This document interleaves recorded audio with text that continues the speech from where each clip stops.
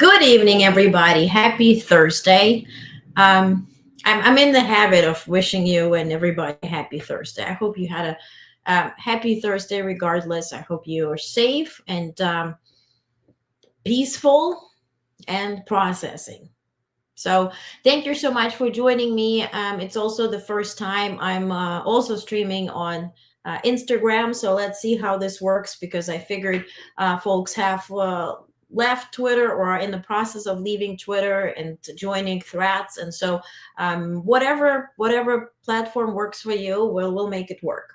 What I wanted to share is that I am working on a news app that you will be able to comment on and consume news ad, but also watch live streams and have the newsletter access. So this will come very soon. This I'm expediting all of the process to ensure that you have a space to go to, that we have a space to go to, because I feel you, I see the same things that you see, and I experience the same things that you experience. So, this is still actual news.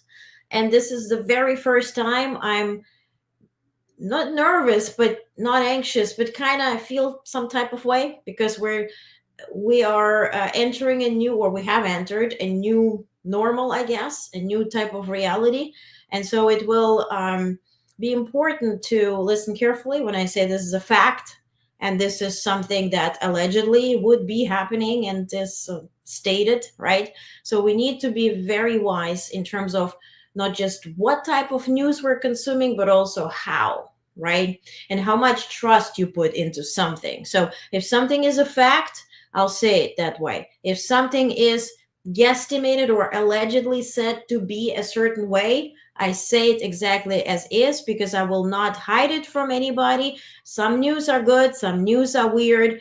Um, I will inform you because we can no longer ignore, because we have an incoming administration that is about to be there. And so we need to know what it is about, but we also need to be realistic and not to give somebody more powers than they deserve at the moment. Okay? Can we agree on that? Let me check a comment. Hey, Brandon. Hey, hello. Thank you for joining. If you're watching on YouTube, let me know. Like it, share it, do whatever needs to be done so folks can see it. If you're still on Twitter, hello. If you're on Instagram, double hello, because that's the first time doing there. So, streaming on Instagram. So today we're going to discuss the news, the actual news. We're also going to dive into President Biden's speech. I have it for you. Reactions to whatever happened on Tuesday. Also, the updates from the incoming administration, what is being talked about there. And practically also, what are our solutions and what can we do? And, I'll do my best to make it entertaining and decent and peaceful. Okay. All right, I promise. All right. So first things first, Federal Reserve has cut interest rates today by 0.25%. Don't read much into it. It's the same thing. They promised to cut a quarter of a percentage every now and then. They said 4 times they will be cutting 0.25% altogether, then leading to 1% cut. And so this is the first one. They did 0.5 a few weeks ago. Then this is the first quarter. We're estimating another 3 times a quarter, and then this should be done. So nothing, it has nothing to do with approval of somebody or election in a way either. So they are very much independent from the government. Thank God, because at this point, what is law? What is anything if somebody has immunity, right? And somebody is not like, let's say, President Biden, who ignores the ability to use immunity because he's a decent man and a professional, but somebody who wants it, right? So, but in this type of way, law will not be able to be changed or shaped according to somebody's preferences. And so I want to show you a few clips. So today, Jerome Powell, of course, delivered the news, and then he was answering some questions from the media.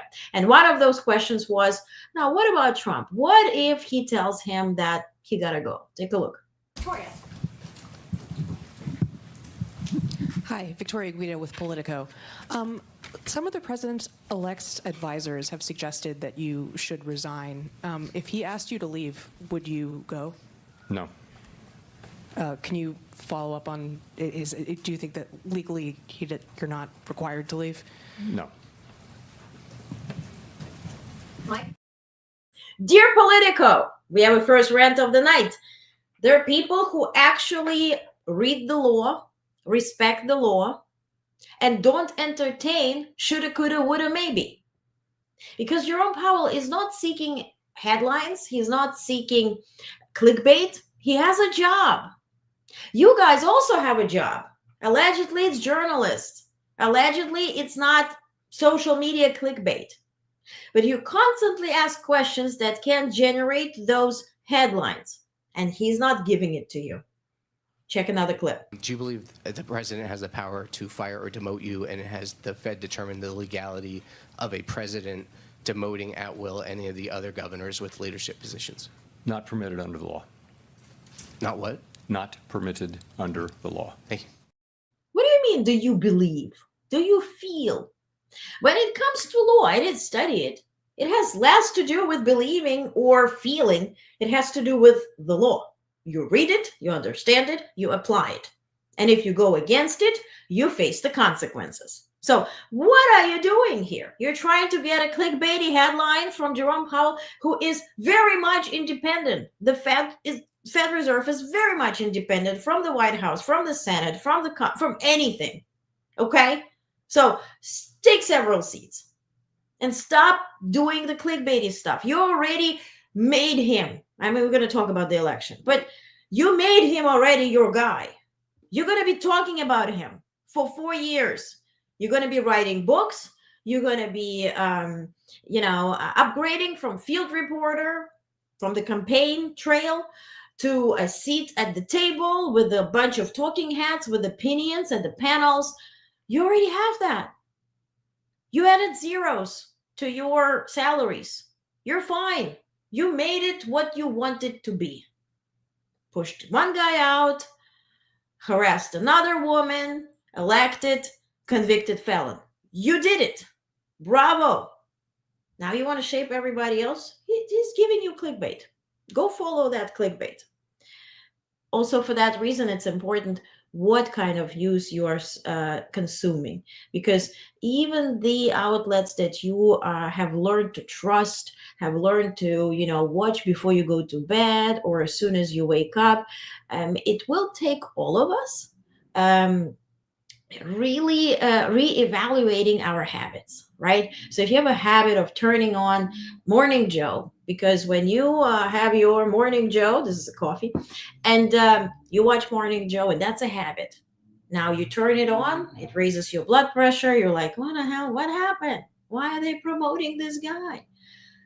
We're now embarking on this journey for the second time, right? So if the country couldn't be smarter, you be smarter, and don't do that damage to your system as a whole, because you know already what to expect. So consume actual news. That's the really the message of the day. So President Biden has announced that he spoke today with President Lula da Silva of Brazil to discuss preparations for the upcoming G20 summit.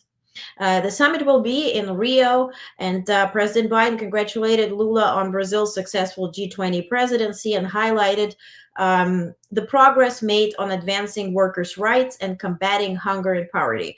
Biden also wished Lula a full recovery from his recent injury. The two leaders agreed to stay in close contact on regional and global issues and expressed their commitment to meet at G20. Now, not everything is lovey-dovey and rosy, because what is the B in BRICS?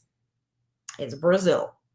And Brazil was just meeting in Kazan. I covered it with Putin. They have introduced their own type of currency. Who needs that? I don't know. China, of course, was there. India was there. Taliban was there. Secretary General of UN was there. So not everything is rosy-dovey, lovey-dovey. So Biden keeps sort of hand on the pulse, fine. He's going to be meeting with them. The problem will be the next guy. What is he going to do? In terms of BRICS, he voices his interest in exploring joining BRICS, which will be, I don't even want to entertain this idea. I hope, even though he surrounds himself with yes people, and I have readouts and all, but I do hope that there are sane people, because that would be really changing the entire global sphere in terms of diplomacy, right? If US were to be together with China, India, and Russia, and what, right? So let's not entertain this idea. This is something, a BS. Okay, it's a BS. And let's see. Now, Biden also announced that he will be traveling to Peru and Brazil. He will be in Lima, Peru from November 14th to 16th, meeting the President Boluarte, and participate in Asia-Pacific Economic Cooperation Summit, emphasizing U.S. economic leadership in the Indo-Pacific. And then from November 17th to 19th, he'll visit Manaus and Rio in Brazil. There he will make the first ever visit by sitting U.S. president to the Amazon rainforest, engaging with leaders working on conservation efforts. In Rio, he will meet with Lula, as I told you, on the sidelines of G20. And then we'll see what G20 will be, what type of role it will play. So this is, aside from everything else, this is just pure actual news and announcements on the travels in November. Now, he also has still Angola trip outstanding. He promised to be traveling to South Africa, and we'll see. We'll see if that will manifest. It's supposed to be during that Hurricane Milton that kind of canceled the trip, as much as also the trip to Berlin and Ramstein. Berlin was then happening a week later. Angola was postponed. So let's see. A week or two later, don't remember. Now, let's check a few comments here. You have a way of explaining hard policy and discussing the problem and the answer. Thank you, Daniel. Hello, how are you? How's your mom? Keep MSM off. Exactly. Here for Pinot. Is that the one that I'm thinking of? Jerome Powell as Yoda. Legal or illegal? There is no feel. Exactly, Julian. Exactly. Yes. I mean, what are we talking about? Kazan is in Kazakhstan, and this, no, it's actually Uzbekistan, I think. Don't quote me. It's part of Russia anyway. So it's close to Asia and part of Russia. I think it's, let me Google when I show you a video. I just want to be sure. It's a long day. Okay. And you will know why I'm so confused today, because when you listen to the Trump updates, and I don't want to report what I hear, so I want to see like what's BS and what's real. So you hear a story and you're like, okay, now let's see if it's real. Now let's see if it's feasible. Okay, that's not. Okay, next story. And so when you're in their press conferences, for me personally, this was an interesting day, because I never did that type of press conferences where you have to question everything you hear from an administration. Usually I take it at price value, if it's White House or State Department or whatever. And then I think what on the global sphere or, locally or nationally, micro, macro stage type of thing, what it would be causing, right? What would be the consequences? What's the causation and what will be the consequence? Now here, I have to reevaluate if that actually is true and if that is actually feasible, because some things that they're announcing could not be done. Even with immunity, even with whatever, this is just, directed, I guess, at the demographic that is not educated and easily impressed. I don't really account myself to neither. So it was a long day. Like, you had to prove every single thing you hear from them anyway. But that's what we need to do. Now, FBI warned today of fabricated videos misusing its name to spread false election narratives. So there are practically four videos that are spread across social media. One of them is a video claiming that FBI was aware of 301 electors, or 301 electors, being bribed or blackmailed by political parties. So this video is completely fabricated from Russia with Love. Second one is a fabricated clip alleging the FBI was investigating voter pressure at US military bases and vote buying schemes. That didn't happen. Third video is falsely stating that the FBI was demanding a social media company take action against separatist groups. Another fake one. Fourth, lastly, a news clip claiming the FBI ordered media to restrict information about bribery of electors. And so the FBI further warned that these attempts to deceive the public are part of a broader campaign to erode trust in the election process and interfere with the exercise of Americans' constitutional rights. Now, if you read the newsletter, and if you're not subscribed, please do. It's free. Get your actual news if you decide to support. I'm very, very grateful for you. Now, honest.substack.com. I wrote yesterday in the newsletter that, two issues I have with the election. First is the Russian interference, and second is the negligence of the Democratic Party not willing to investigate. Actually, I have another one now. Not willing to investigate, and second, rushing into conceding. Because we haven't stopped counting Nevada and Arizona. If I were somebody who voted in Nevada or Arizona, and then people are conceding and we're already like moving on and Trump is celebrating, I would be upset. Why am I voting, right? I understand the House and the Senate, but can we be respectful towards the entire country? Why do we need to rush to satisfy the MAGAville, right? Or are we like hoping they will not sue anybody, right? Why is it? And so then today it just came out that a statement was done by Secretary Al Schmidt in the Department of State, right? The Pennsylvania Department of State. Throughout the day, the department has communicated with counties who continue to conduct a secure election where every eligible vote is counted. We estimate there are at least 100,000 ballots remaining to be adjudicated, including provisional, military, overseas, and election day votes.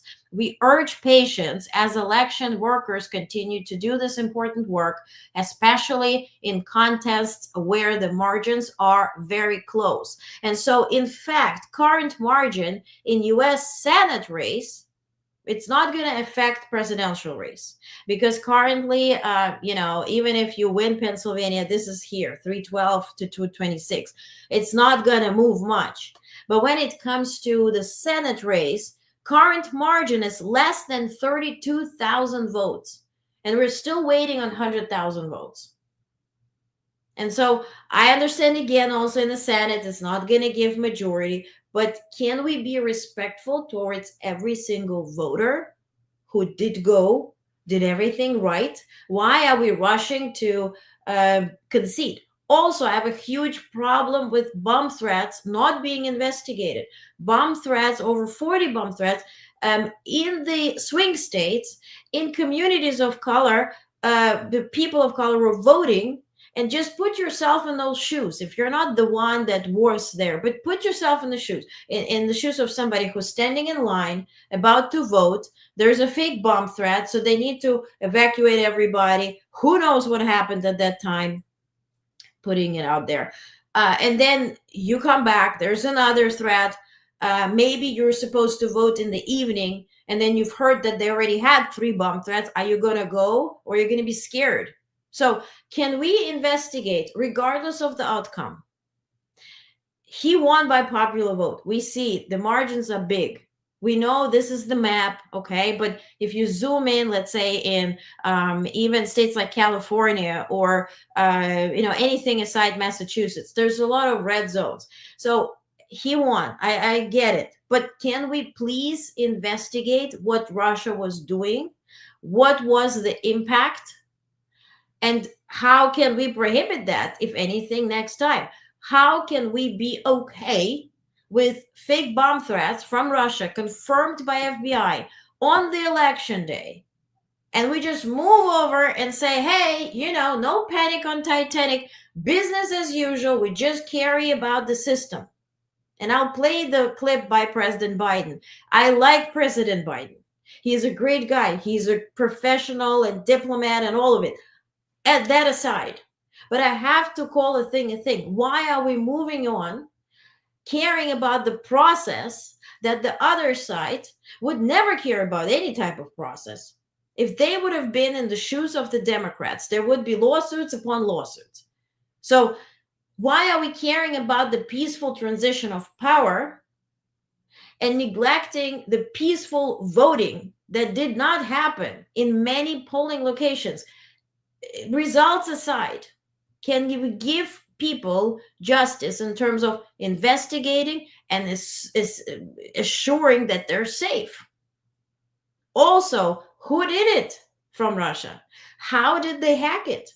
Why did they do it repeatedly in the same spots, locations, on the same day, on election day? Why don't we have these answers? Same as we don't have answers about those assassination attempts. Who did what, why? We're still, I'm not saying we're conspiracy theories or not. I'm just asking for legitimate answers to legitimate questions. It's just legitimate questions. If I'm somebody who is voting and I have to be evacuated, like I have to be running away because there's a fake bomb threat multiple times the same day, I do deserve answers. And I don't care about peaceful. Yes, it will. Of course, it will be peaceful transition of power. Of course, it will be from Democrats to Republicans, or from Democrats to MAGAGs, whatever we call this party now. Of course, it will be peaceful. Nobody is going to storm the Capitol. Nobody is going to, burn the streets or cars or buses, whatever. Nobody's going to do it. But can we please first wait until all the votes are counted? And second, can we investigate what the heck happened, regardless of the outcome? That's just my 2 cents. I don't know if you guys agree, but, I had to just say, it seems the FBI is aware of nationwide attacks to people. Yeah, I will talk about it soon, so I don't want to read it. Yeah, Merrick Garland is investigating anything. Yeah, because he won't. Yeah. As Kaiman's Foley says, yes, agree 100%. Yeah, so it's not about, I'm not saying it's a stolen election, is this, is that. Can we just investigate? Because it's very rude to just roll over and now talking about peaceful transition of power, satisfying the other side that didn't give rat's ass about any process, about any power. And remember that transition in 2020.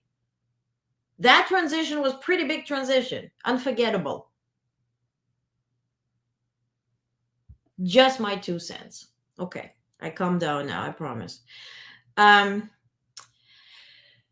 There was also a vote on abortion rights. Here's an update.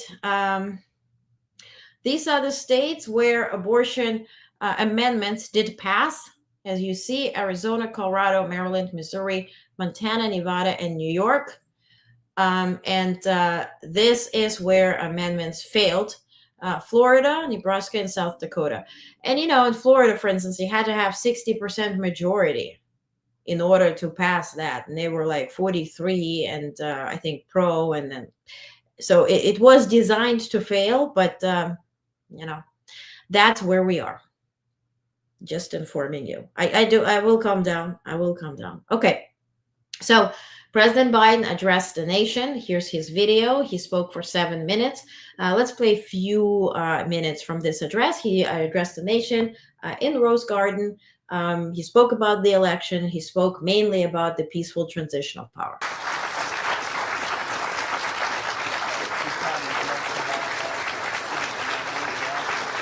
Good morning.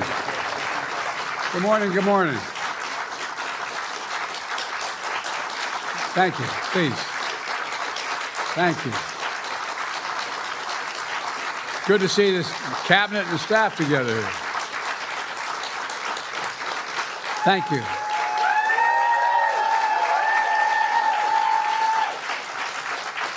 Thank you, thank you, thank you. Please.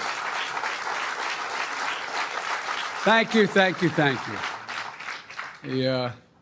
It's good to see you all. Particularly good to see my granddaughter sitting in the front row here. Hi, Finn. How are you, honey? For over 200 years, America has carried on the greatest experiment in self-government in the history of the world. And that's not hyperbole, that's a fact.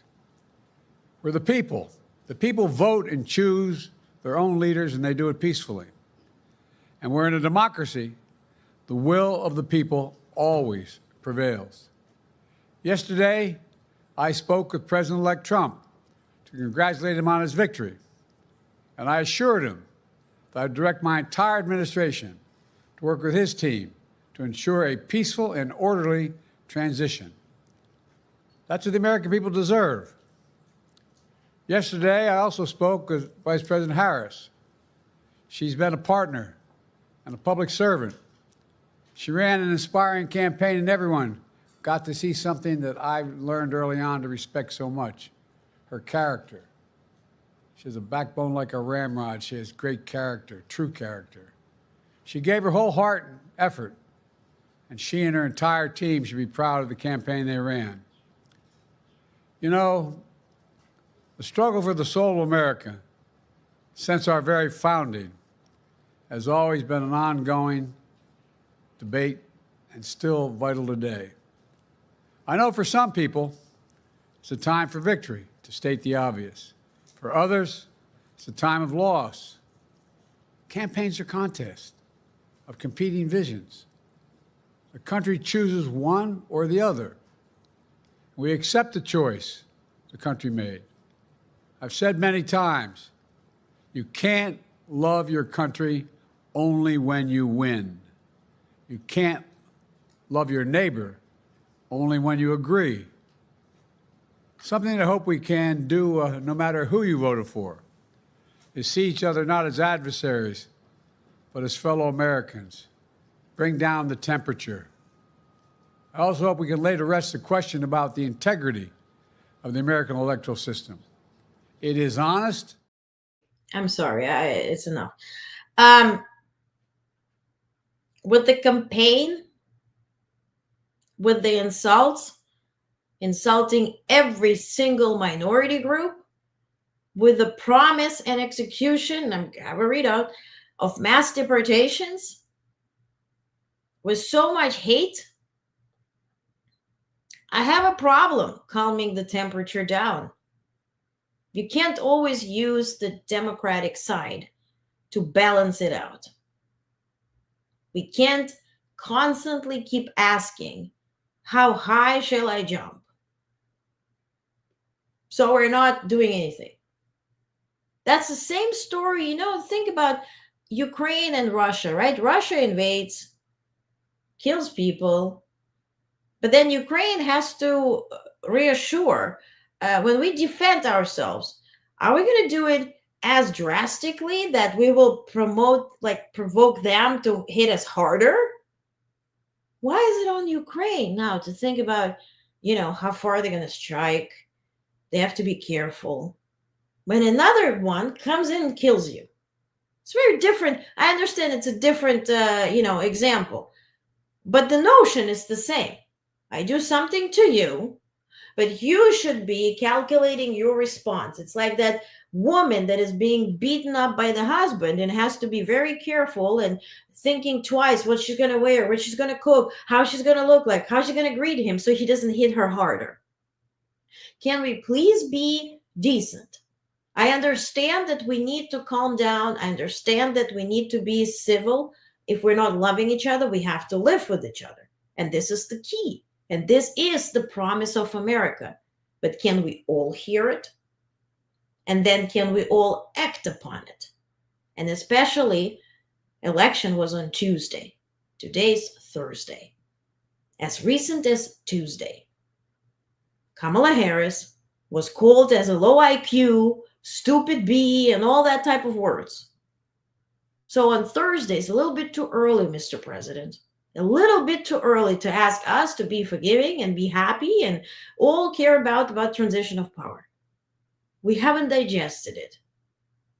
And we haven't digested that the majority of our country apparently loves racism, sexism, and wants really to experience fascism, not in a black and white movie on television from 1945, but now.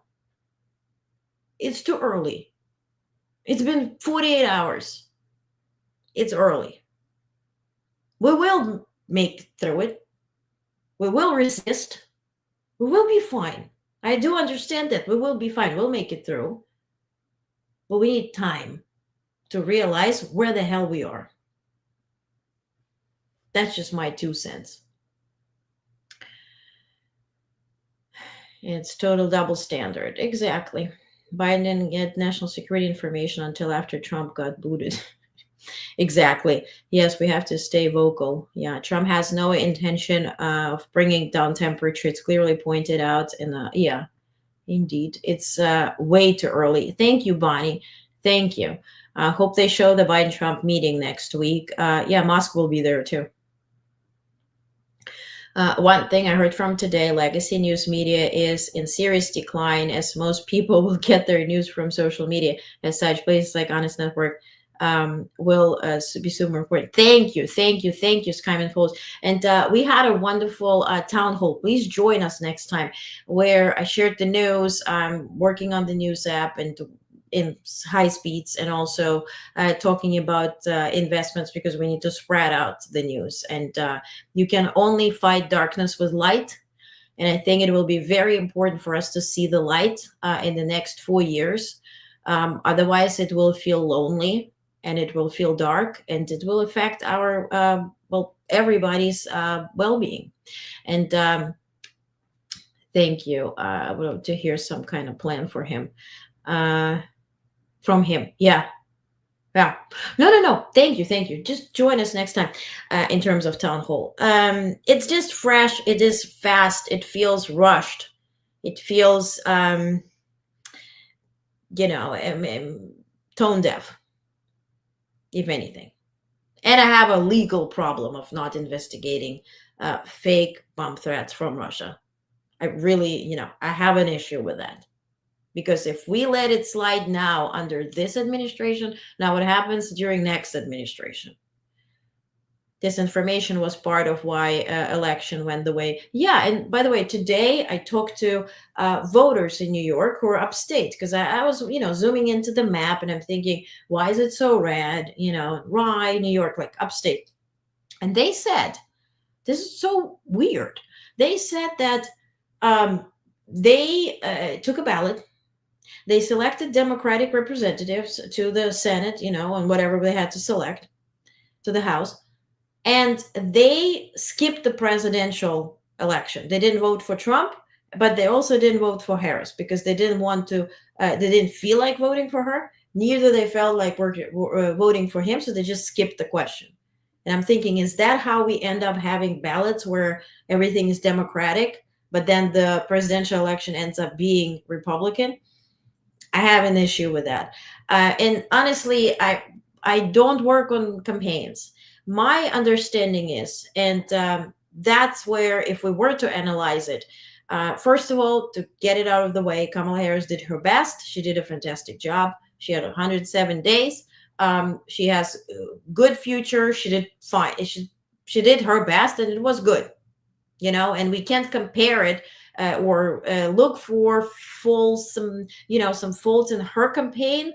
Of course, there are, in every other campaign, while we are neglecting that the guy who was talking about eating cats and dogs won with convictions and everything. So it's really so difficult to compare that. Really, going deeper in her campaign, I don't think this is necessary. Altogether, my thought is, and again, I'm European-born U.S. citizen. My thought is, if you only have, you have 7 states that constantly decide on the election, maybe the current administration first has to be investing in those states, infrastructure, paying attention to those states more often than once in 4 years.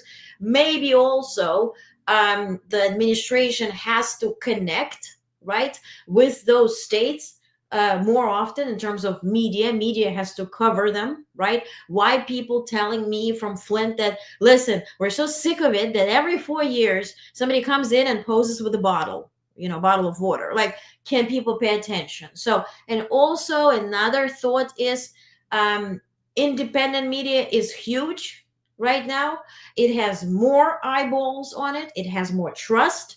So I do hope that Democrats, even if not in power, Republicans actually did a good job in that, which I think was a very important point for them. I hope that the Democrats will be engaging with independent media, with podcasts, with live streams, with interviews during the 4 years. It's not enough to do it just in October before the election. Because on those podcasts and interviews, Kamala Harris, if we were to speak exactly about Kamala Harris, she did way better than in the interviews with the crooked, I'm going to use the words now, with the crooked CNN and the ABC and Fox and Brett Bauer, whatever, who screamed over her. That's just my suggestions. Again, I'm not saying that whatever media glossed over this his ritual. Yeah. And it's too early for everyone. The Clintons, Obama, it just seems like all the Harris supporters conceded way too early. Julian, yeah, that's just, yeah, Julian.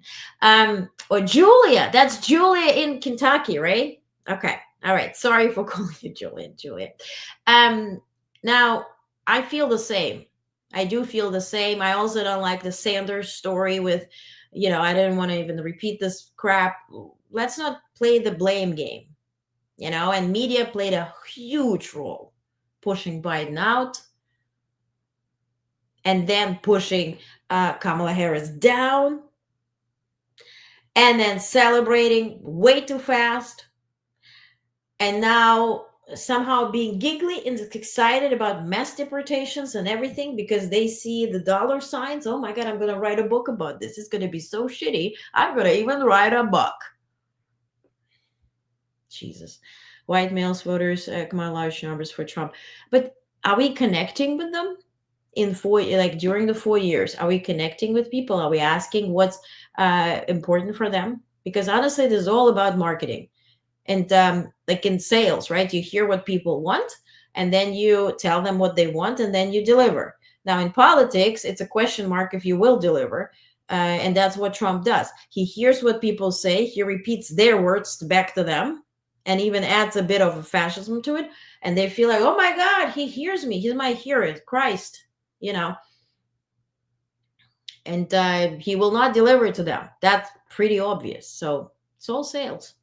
They're still counting votes in Philadelphia. Casey will ask for a recount.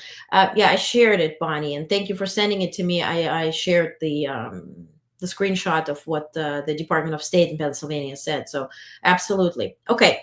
I want to, Harris, of course, she addressed the nation yesterday and conceded pretty much, but said she concedes this election, but not the fight altogether.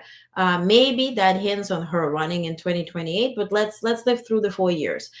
Today, she posted this tweet, for the people always, sort of this bye-bye picture all over social media.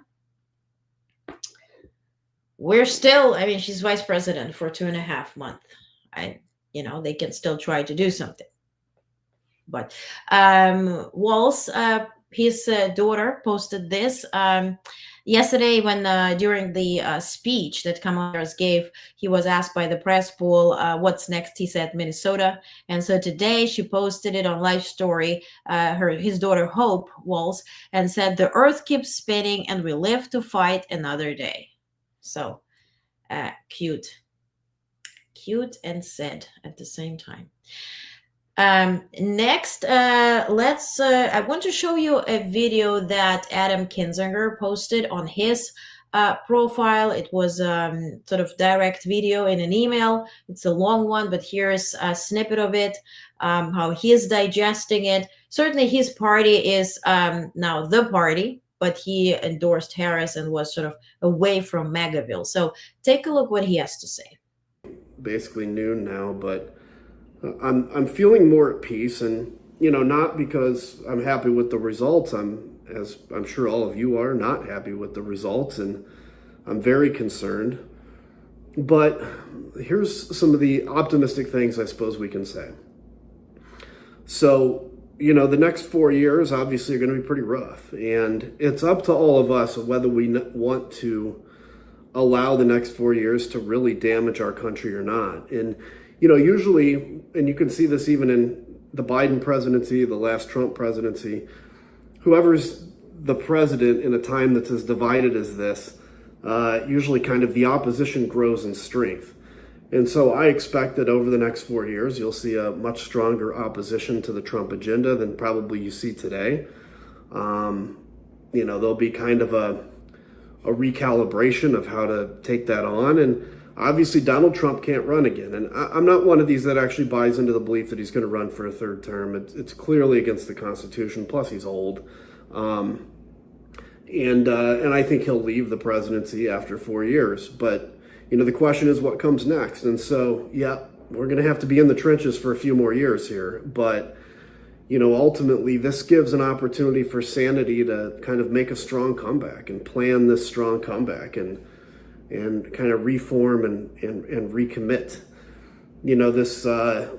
This alliance to defend democracy that I talked about, the sane right, the center, and the left. I mean, we don't see the numbers yet, so I don't know how many Republicans ended up voting for Kamala, but it's basically just a massive political realignment happening right now. What you're seeing is old Republicans are voting Democrat, old Democrats are voting Republican, and of course not 100%. There's Democrats that are still Democratic and Republicans that are still Republican, but there's just this massive realignment going on that I think, when people kind of really get into the numbers in this election, we're going to be able to understand what that is. And so, look, I'm not happy today. Obviously, it's I really wish it would have gone differently. I have just few questions to this as to he's a Republican.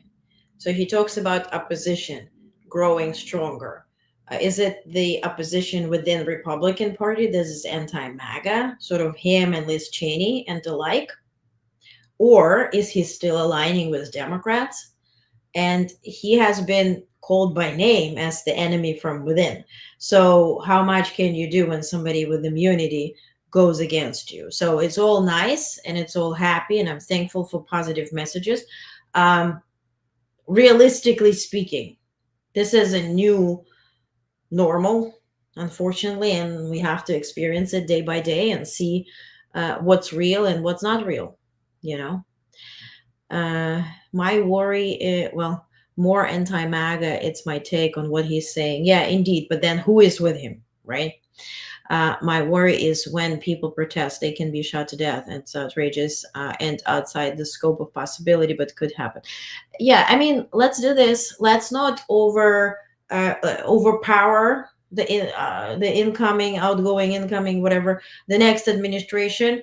It's somebody who is clueless about what's possible, what's not, surrounded by yes people with lots of money. So we've never had that. Literally this weird constellation. I have a readout from what they've been saying, what they're going to do. So you're going to hear it. And we're going to see if they will do and what they can do. I'll point out what they definitely can't do. Focusing on midterms. Yes, Bonnie. And we discussed that yesterday in the town hall, and educating people is really important. People are lacking information. They're misunderstanding how economy works. They're misunderstanding the history. They're misunderstanding the civics. It's all, if you are clueless, you're easily impressed. I took it, Texas Unicorn, I took it as he with the anti-MAGA coalition. Yeah, well, I would love to see who is that. And I would love to interview them and talk, right? And for us all together here, we will be talking more about policies rather than politics to survive. Also be upbeat, educated, and know your rights, know where we are now, know what is happening, how it does affect you, how it does affect others. And to help us figure it out, we're going to have guests people who are in the current administration once they're out, and those who have served before to very high levels. And this is what I promise you, and this is what I shared in the town hall yesterday. So main thing is we are informed. Okay, so let's move on. White House briefing happened today. It was all about mainly, is Biden sorry that he screwed it up for Harris type of notion. Let's not entertain it. Here's one answer that Karine Jean-Pierre, the Speaker of the White House, gave in terms of the peaceful transition of power and how they see it. The American people made the decision. There was an election 2 nights ago. There was. And it was a free and fair election. And we respect the election process. We do. And Americans spoke. And so the job of the president is to make sure we respect that. The job of the president is to make sure that we have a peaceful transfer of power. The job of a president is also to investigate threats from enemies, foreign and domestic. I'm asking. I'm not pooping on anybody. I'm not stealing anybody's thunder. I'm not disagreeing. I'm just adding. Can we please investigate what did happen? Can we please ensure that all ballots were counted? That even if it doesn't change the entire result, that people feel dignified, that I voted, my ballot was counted. It was not counted. Why? Because if you feel neglected today, this person in 4 years might not be trusting the process to even vote. So can we please be mindful? All right, that's just my 2 cents. Now, Secretary of Defense Austin, released a memo that was sent to all military in the U.S. and abroad, urging a calm, orderly, and professional transition to the incoming Trump administration. He said, quote, our fellow citizens have elected the next president of the United States. As it always has, the U.S. military will stand ready to carry out the policy choices of its next commander-in-chief and to obey all lawful orders from its civilian chain of command. Keyword lawful, also keyword immunity.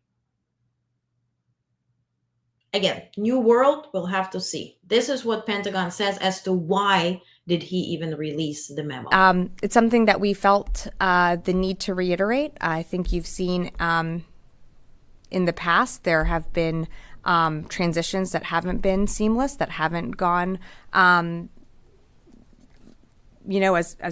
peacefully. We are committed to ensuring a peaceful transition and ensuring that the incoming team has the building blocks and everything it needs to be successful. And so, that is a commitment that this administration made. And it's not just the secretary that you've heard make that commitment. It's the president and the vice president. And you've probably seen other cabinet secretaries make that as well. So speaking of other secretaries, State Department, this is a statement from them. Secretary Blinken prioritizes a smooth transition and critical global issues ahead of January 20th.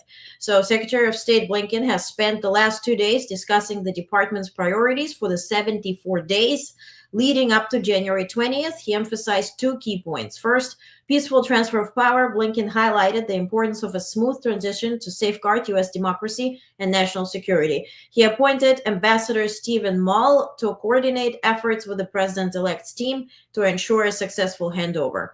I worked as a diplomat, so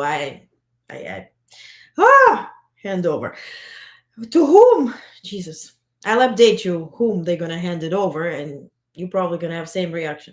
Second, advancing critical global issues. Blinken outlined his goals for remaining time in office, including strengthening U.S. leadership in the Indo-Pacific amid rising competition with China, supporting Ukraine's success, and working to end the conflicts in Lebanon and Gaza while improving humanitarian aid and securing the release of hostages. Good notion. Now let's see how this works. As mentioned, Trump and company will be moving into White House, having another office there. And for the remaining time, those 74 days, they're going to be right there getting all the information that everybody at the government gets and communicating with whoever foreign folks they deal with. So let's see how this works. Now, this is a video again, lastly about election. Not pooping on anybody, but again, I like this video from Simone Sanders on democratic strategy. I want to hear if you agree with that notion. Take a look. When you have $1 billion as the presidential campaign, but you've got real groups out there who have been doing the organizing work for the last 3 cycles, including off years, and they can't get money from the campaign, right. But the campaign got ads on the spear. That to me says we got to do some soul searching. And the last point I'll make is that, look, when for a month, strategists within the campaign are saying they believe that they had fixed their black people issue. You know it. They said it on background, on deep background off the record. When they're telling people that to me says you're also woefully out of touch. Now, I don't think the vice president believed that. I think the vice president ran, she herself left it all on the field. Yes. But I do have an indictment of some of the strategy. And again, the people that said Joe Biden was the problem. Where's my camera? He was not the solution. He was not the solution. I will just note that it is probably not the best idea that Democrats orchestrated a very public stab fest, a proverbial stabbing in the front of the sitting president of the United States of America, and then didn't use him in his hometown of Scranton, Pennsylvania. I will defer to Mr. Lemire. The graphics, I'm just wondering, I'm looking at this graphic, and I'm thinking, who do you do this with? Is somebody just like woke up and is like, who the hell won? Let me open MSNBC. Oh, I see a big graphic. I guess it's him. It's just very disturbing. I don't want to talk, my point on Biden and public stabbing and all that kind of stuff. My point. I don't want to dig there. I know what media did. We all know what media did, what role it played. Saying it now, probably she was saying it before. I didn't follow, but saying it now, if somebody didn't say that before, I mean, cute, but whatever. But I think she was on the right side before. And preach, Simone. Yeah, absolutely agree. Yeah, I'm pissed. Well, equally. Okay, now, without talking about Biden being the, the solution or whatever, I want us to understand one thing. I do understand that the incoming administration, I understand it's Trump and his community. And I understand that this is the result. But I want us to focus on one thing, that Trump is a cause, is the cause. He's not the outcome. What do I mean by that?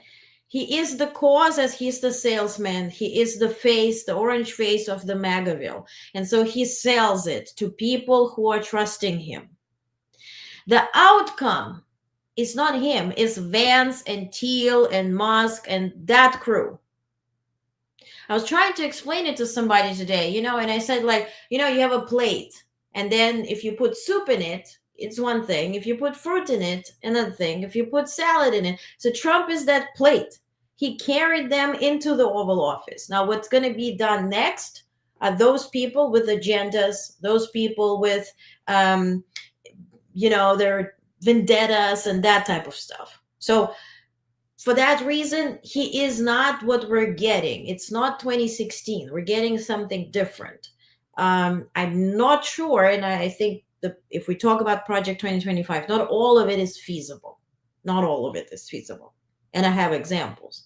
But even partially, that's very different from 2016. So I think let's just understand, what is the outcome and what the causation is. Biden never got the level of cooperation when he was president-elect that he's giving Trump. Exactly. And Biden wants to go in history as the most accommodating former president. Well, that's his decision. Now, when we're talking about Project 2025, they started joking about it. It's all over Twitter. If you quit Twitter, here's your little, flowback. Matt Walsh, that's the person who does documentaries on gender issues, on racism, and all of it is twisted. He says now that the election is over, I think we can finally say that, yeah, actually Project 2025 is the agenda, LOL. Another video this is something that I'm not sharing with you in terms of this is the information. This is not an information. It's a lie. It's disgusting.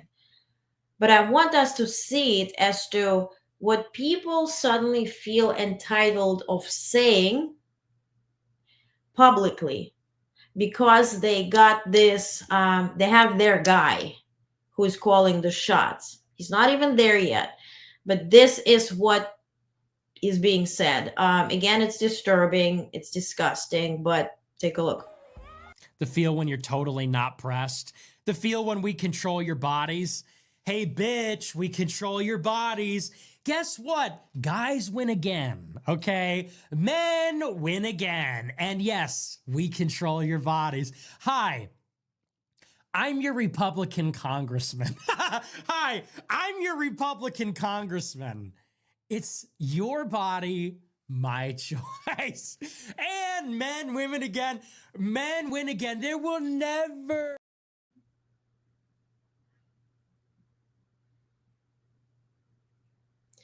Great metaphor with the plate, and agree with who's on it this time. Vance, Musk, Teal. Yeah, you saw the tweet, yeah, about the Project 2025. Okay. Another disturbing thing which started happening, and again, I'm just informing you so you have it, and if God forbid you encounter it, know that you're not alone and that it is something that does happen. So in Texas University, this happened on campus today. You can read, women are property, homosex is a sin, types of property, women, slaves, animals, cars, land, and so on. So this is what people are feeling they are okay saying because they got the guy. Very interesting as a woman to see it. I got this from Jasmine Crockett, but I got some emails from you that a bunch of people got it. So students at universities, this is Duke University, for instance, started getting just racially driven hate. Greetings, selected to pick cotton near this plantation. And so FBI did address this. FBI statement on offensive and racist text messages. The FBI is aware of the offensive and racist text messages sent to individuals around the country and is in contact with the Justice Department and other federal authorities on the matter. As always, we encourage members of the public to report threats of physical violence to local law enforcement authorities. So if this happened to you today, I'm really wholeheartedly sorry. Nobody deserves to see it. Nobody deserves to read it. Nobody deserves to receive it. And just know that it's being now investigated and taken care of. Another story is that Elon Musk has a transgender daughter who has been very outspoken. She denounced her, name and then pretty much any connection she has with her father. She stated today that I've thought that this for a while, but yesterday confirmed it for me. I don't see my future being in the United States, even if he's only in office for 4 years, even if the anti-trans regulations magically don't happen. The people who willingly voted this in are not going anywhere anytime soon. So Vivian posted this, and I guess she will be moving away. On positive note, Pritzker, the governor from Illinois, he said chaos, retribution, and disarray radiated from the White House the last time Trump occupied it. This time may be different, but if it isn't, Illinois remains a place of stability and competent governance. No matter the storm we face, you'll be welcome, safe, and protected here. So he is acknowledging what's going to happen. And so, on this note, having all this and digested all this, we're back in the resist movement. And welcome. We're there. Full body karate. I just want to encourage everybody to readjust and not give anybody the power in terms of allowing them seeing you angry, seeing you bitter, adjusting your life as to you stop appreciating the goodness that is within you and surrounding you. really just please focus on what's good in your life, because there is enough of goodness. We'll see what will happen. I will guide you. I'll make sure it's factual. We'll get into it. But let's just don't get scared before, anything happens. And so just let's focus on what's good and what's tangible, right? So for that reason, I will make sure that we know our rights, we know our reality, and I will present those news to you. And we will have an app where you don't rely on billionaires, and we don't have an algorithm, and where you can read the news, discuss them with like-minded people, watch live streams, read newsletters, and we just, that's the solution I'm finding. And for me, hard work is, to quote Kamala Harris, hard work is good work. It is good work, and it's healing for me. I'm just that type of person. Wonder how FBI will have now Trump in power again. Exactly. So I have a readout on all of that. So let's dive into this almost. First things I want to share is how world reacted to this win. There were some extra positive messages from Netanyahu, my best friend, a historic win, blah, blah, blah. Of course, because Netanyahu wants to take over Gaza and make it the new resort. They refer to that as Monte Carlo. The new Monte Carlo with Trump towers all over it. And so whoever screamed from the river to the sea, by the way, disgusting, because if you Google river and sea, what are you talking about? You're taking over Israel. Anyway, but whoever is very pro-Palestine and voted for Trump or Jill Stein and, hoping that Trump wins just so Kamala Harris doesn't win, congratulations, because you just literally gave them what they wanted. I reported yesterday, day before yesterday, that Netanyahu has fired his defense minister Gallant. Today, by the way, our defense minister Lloyd Austin spoke to Gallant. The secretary told Minister Gallant that he has been a trusted partner and friend as Israel's Minister of Defense, whose expertise, professionalism, and seasoned judgment in addressing pressing security challenges was deeply valued. The secretary expressed his hope and expectation to have that same good partnership and working relationship with Israel's next Minister of Defense, who is Katz. And so Gallant was the one withholding Netanyahu from doing whatever Netanyahu wanted with Gaza, rolling over it, taking over it. So now this will be very different, and that's just the fact. So whoever did that, congratulations. Now, yesterday it was said that Putin is not gonna, wish Trump, whatever, congratulations or whatever, congratulate him. Today, Putin congratulated Trump on the U.S. election victory, saying he's ready to have discussions. Quote, what Trump said in terms of seeking to restore relations with Russia to help bring the Ukrainian crisis to an end, I think it's not noteworthy, at least, Putin said. Now, I want to show you, this will have subtitles, so if you're watching on your phone or computer, come close. You're going to read those. You want to read those subtitles. This is how the Russian state television welcomed specifically Melania Trump as the first lady back to the White House. You ready to read subtitles? Because it's in Russian. You got to read subtitles. Okay, you close enough? Мелания Трамп, муж, наконец, победил, готовится во второй раз стать хозяйкой Белого дома. А вот так Мелания выглядела в 2000 году. Смотрите, обложка глянцевого журнала GQ. Будущая первая леди в неглиже лежит на шкуре. В самом журнале сексуальные фото Мелании у частного самолета и на его борту. На одном из снимков модель в бордовом белье лежит на синем ковре с изображением большой печати США, государственной эмблемы Америки. Как будто в редакции мужского журнала что-то знали заранее о будущем своей модели.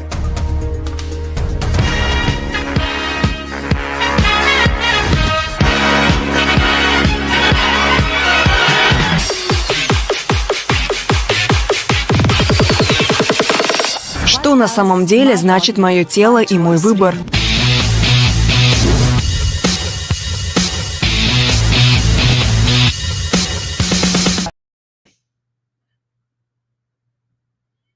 They went full body karate on it. Classy, yeah. I mean, I agree, but it's also a way for them to make us think that they're against it and they're laughing. Certainly, that's their favorite candidate. That's whom they supported and promoted and did everything for him to win. And that's his wife. So, I mean, that's an interesting PR stunt and very interesting, Kitty. Yeah. On the Russian state television, where they're like purist. First lady. Yeah. You know, you can give us Trump and then shit on her. Both exist today. Now, in terms of other, let me get to the newsletter because I send it to you and the wishes. So in terms of others, Ukrainian President Zelensky sent a long letter, sort of like a love letter to Trump. Can you judge him? You know, he's trying. NATO said Mark Rutte, the former Dutch prime minister, now NATO secretary general, congratulated Trump, emphasized that Trump's leadership would once more be key to keeping our alliance strong. China said that China's policy toward U.S. would remain consistent and guided by the principles of mutual respect, peaceful coexistence, and win-win cooperation. And certainly they're awaiting their tariffs that he's promising them. South Korea said they extended congratulations, expressing optimism that U.S.-South Korea alliance will shine brighter under Trump's leadership. One can hope, because Kim Jong-un is the lover, right? Japanese government spokesperson highlighted the importance of U.S.-Japan alliance, calling it a linchpin of Japan's foreign and security policies, reiterating Japan's commitment to close cooperation of the U.S. Japan is heavily relying on the U.S. in case of anything happening in the Indo-Pacific region. Now, Mexican President Claudia Sheinbaum held back from an official statement, preferring to wait for more finalized election results. However, in her morning press briefing, she called for calm, quote, "To all Mexicans, there is no reason to worry. To our brothers and sisters living in the U.S., to their families here, to their business community, there is no reason to worry. Mexico will always prevail as free, independent, and sovereign nation, and I'm confident we will maintain a good relationship with the United States," unquote. Certainly, mass deportations, closing the borders, that's all against Mexico, right? Canadian Prime Minister Trudeau congratulated and said the friendship between Canada and the U.S. is envy of the world. I know that Trump and I will work together to create more opportunity, prosperity, and security for both our nations. Now, former U.S. Ambassador Kelly Craft, who was the ambassador to Canada under Trump, said, quote, "Canada, they need to buckle up. The whole world needs to buckle up because President Trump will continue his policies from 2016, unquote. Argentina, Milei, of course, President Milei, who is very much Trump-like, praised Trump's victory as formidable. He pledged to focus Argentina's foreign policy on the U.S. and Israel and said, "You can count on Argentina to support your mission." What does he know about Israel and mission? That's my question. Of course, Brazil's former President Bolsonaro shared videos of himself and Trump celebrating a true warrior. And by the way, his son was in Mar-a-Lago during that election night. Now, UK's Prime Minister Keir Starmer, he referred to historic values. He said relationship will continue to prosper on both sides of the Atlantic, and said that he's expressed his eagerness to work closely with the president-elect as the closest of allies in the years ahead. French President Macron posted that he was ready to work together with your convictions and mine, guided by respect and ambition. So when it comes to the public, they choose rather undiplomatic way to expressing their feelings. I shared it in the newsletter. I personally received so many messages from folks in the EU, specifically Nordic countries, and Scandinavian countries like Sweden, and they're just horrified and mortified and crying. And second day in a row, we're receiving those. Me, my family, we're receiving those messages. So they know what it is about, and they feel us. Now, in terms of Ukraine, the Wall Street Journal reports that Trump's advisors have suggested delaying Ukraine's NATO membership by at least 20 years and allowing Russia to retain control of the nearly 20% of Ukrainian territory it currently occupies. By the way, it's more than 20%. In exchange for continued arms supplies to Ukraine. So whatever Biden was doing now, for that, they will demand to give Russia everything that Russia occupies in Ukraine just to continue receiving what Ukraine receives. Is that great deal that Trump was referring to? And Zelensky was meeting him. Now it's getting to a harder part to report. So I wish Trudeau wasn't essentially complying in advance. We have the same problem about to happen here. Exactly. Yeah, Kitty. Yeah, I'm monitoring it. If no one stands up to this, we all fall. Exactly. Putin calling for a new world order. Yeah. And so we're getting a bit, the fact is billionaires got richer. The biggest gainer from this election was Musk, the world's richest person and one of Trump's most outspoken dedicated supporters, whose wealth jumped by 26.5 billion to 290 billion on Wednesday, according to Bloomberg. Bezos' wealth grew by 7.1 billion a week after defending his decision to withhold Washington Post's endorsement of Vice President Harris. Oracle co-founder Larry Ellison, another Trump supporter, saw his net worth rise by 5.5 billion on Wednesday. Now, this here is from Trump briefing. I'm keeping it short. I'm telling you what they're talking about. Again, if this will happen, we don't know. This is what they're discussing. We don't know whether they will be able to do it, if it's feasible to do it, if anything will prohibit them from doing it. What I'm sharing now, we can't ignore it. This is the incoming administration. This is what they're discussing. This is what they're discussing in terms of vetting people to execute whatever they want to do. I'm going to share first what the Trump team shared in terms of plans. And next, I will share the names that are in discussion in terms of being appointed to the administration. So, again, all of this is alleged. Let's see what actually happens, okay? Please don't overreact. This is just whatever they say. So, they're facing I will laugh sometimes. They're facing a problem with Musk and RFK Jr. Not being able to pass the background check. So their positions most likely would be a czar of something. So they can't probably be appointed to something official because they can't pass the background check. And this way they can also do more, and it's not tracked, and it's not approved by Congress in any way. So it's czar of something.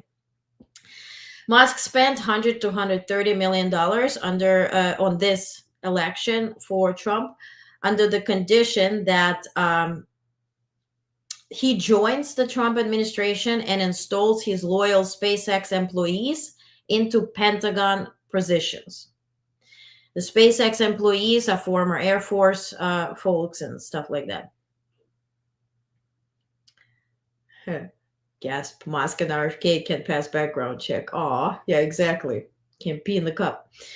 Now, Musk will oversee around 30 federal agencies, including those where he has 20 lawsuits. Essentially, he cancels all his causes and can sue opponents. Musk also may have control over NASA budget, where he is targeting to cancel the Artemis, whatever program. This is a moon landing program together with Europe, replacing it with his own SpaceX moon operation. What's being discussed is possibly lifting sanctions on Russia and removing US troops from Germany, which will, at this point, then there's no need to leave NATO if you just remove the troops and, the military capability. So for that reason, my suggestion would be for NATO, get Ukraine right away. Get Ukraine while Biden is in NATO, while the US is represented by Biden in NATO, because Ukrainian army is one of the strongest, if not the strongest and most ready army force right now. Get them. You'll need them. If all of this happens, you'll need them. So if US is withdrawn, get them. Hopefully they hear. So there will be, this is a fact. So he's installing loyal folks to headline CIA, FBI, State Department, and National Security Council. Most of them, based on my research, have prior convictions or actual charges that are pending. He ate dogs and played with a dead bear. Exactly, right. And this was actually a quote by somebody from Trump's campaign, and said, you can't dump a dead bear in the Central Park in New York and pass background checks. So, so it might not be even the copying thing, but this. Now, there are over 1,000 executive orders to cancel out Biden's plans, including declaring transgender issue as a disease and preventing them from serving in the military. So this is something that whatever, Project 2020, whatever, this like America First or something program, that's what they're sponsoring. It somehow matters to them. So we'll see if that happens. Now, Trump pledged to create Space National Guard, which will cost $500 million a month, just to equip them and put logos and that type of stuff. I honestly don't know what they're going to do. Maybe it's for Musk to do the Mars thing. I don't know. Space National Guard. But the Space National Guard people are very excited. I don't know. National Guard is to be placed within the country, probably as a preparation for mass deportations, because if anything, they would be the ones executing. Now, in terms of Ukrainians, and I had a bunch of questions. So United for Ukraine program that allows Ukrainians to stay here during the war. Ukrainians have to show that they have affidavit of support or they have enough money to sustain themselves. They're not relying on any federal help. They can't get food stamps. They can't get Medicare. They can't get free anything. But somehow they're discussing of ending this. So. Again, I got questions about denaturalization discussed. They started this in 2017. It's been frozen since then. This denaturalization thing is affecting, let's say, if you were married to somebody who's a citizen, and then you got your citizenship based on that marriage, and now this person who you were or are married to is facing, let's say, legal issues. Then it somehow will affect somebody who did immigrate. Another story was that if you trick the system to get naturalized and get a citizenship, or if you got an expedited version of citizenship because you joined military, but then you withdrew and you weren't discharged. So if you sort of trick the system that way. Again, I don't know what is the percentage of people who do that, but I'm just reading what I'm hearing. Space Guard will guard against the other aliens. Yeah, the foreign and domestic aliens. Maybe he thinks it's actual aliens. The Republicans have already put a bill in the Senate to kill Social Security. Not really. If you read through it, it's that's the one that they put on November 5th for discussion and starting January. No, it's not really. If you read through it, I saw everything about it, that people started talking about it. If you read through it, they're talking about the rule that if you are getting federal pension and Social Security, that you can't get both maximized like amounts, that one sort of like outcompetes or sort of outweighs the other. So there is now the limit to that, and they're voting on eliminating the limit, which was hurting actually spouses and widows from military personnel. So they could not get enough money because, let's say, they're getting still a pension of somebody who they are or were married to. So that's what I see when you read through it. Yeah. I glanced through it and I got, all crazy about it. And then I opened and read all it. Yeah. Offset like workman's comp. Yeah, exactly. So that's all about that. Let's not freak out before we need to. It's really not connected to that. So according to them, they are pushing Biden to pardon Trump, to ease the transition of power, and they're pushing for New York governor to pardon him in New York, which will help with his state case.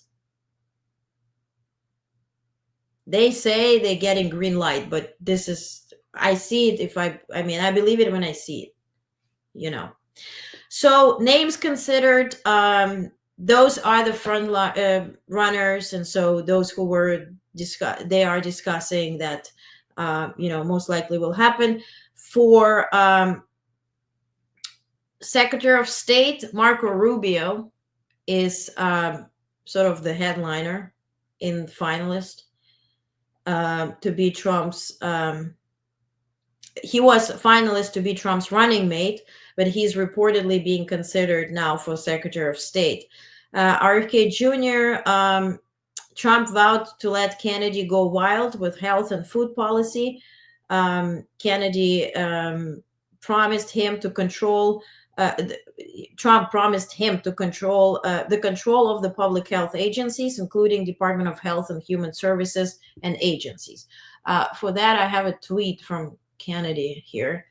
FDA's war on public health is about to end. This includes aggressive suppression of psychedelics, peptides, stem cells, raw milk. Anyway, you see it. Ivermectin is there, that they were the horse medicine they were taking for COVID, including vitamins, clean food, sunshine. So somehow he's, I don't know if he's on drugs, he's adding sunshine and psychedelics and raw milk, and he's telling FDA to preserve your records and pack your bags. I don't know if he's high. That message is just like certified nuts. So, Now, Doug Burgum, the North Dakota governor, could be in line for, he's a front runner, to lead the Interior, Energy, or State Departments. Vivek Ramaswamy, who's 39, is considered to lead Department of Homeland Security. Mike Waltz, not to confuse with Tim Waltz, this one has a T in it. The Green Beret in the war in Afghanistan, and an active colonel in the Army National Guard, who's 50. Not only he has extensive military experience, but he also served as a defense policy advisor in the Pentagon under Defense Secretaries Donald Rumsfeld and Robert Gates, and in the White House under former Vice President Dick Cheney. Waltz is now being mentioned as a top candidate for defense secretary. What was confirmed, and here I have it, that Susan Summerall Wiles is the White House chief of staff. She ran Trump's both campaigns. So that hateful rhetoric and all that kind of stuff, she's there. Another news, Mike Pompeo is being floated as a possible pick for defense secretary or attorney general. Trump has said that he wants to, again, this is from the briefing, he wants to close Department of Education. And for that, they're discussing bringing Betsy DeVos to help on that mission. Well, I guess that's the only mission she can help with. He would need confirmation from Congress for cabinet post. I doubt it would happen. At least I hope so. Well, it's all red, so we don't know. We don't know. Yeah, DeVos is like, When I heard that, that's why I'm saying it's difficult. I have to inform you because we can't ignore it. But let's read it as a sort of like Saturday Night Live. Seeing is believing. I'm informing you because what it is. But again, let's stay Betsy DeVos, or whatever you pronounce her name was, So House GOP conference chairwoman Elise Stefanik, Republican from New York, she is most definitely will be. She's the ambassador to United Nations. Now, Caroline Leavitt, she worked as national press secretary for Trump's 2024 campaign. She is discussed to be the as a Trump's White House assistant press secretary. She also was running to represent New Hampshire in the 1st congressional district in 22 midterms. So again, assistant press secretary. For press secretary is wild. It's from Laura Loomer to Tucker Carlson. So let's hear. Let's seeing is believing.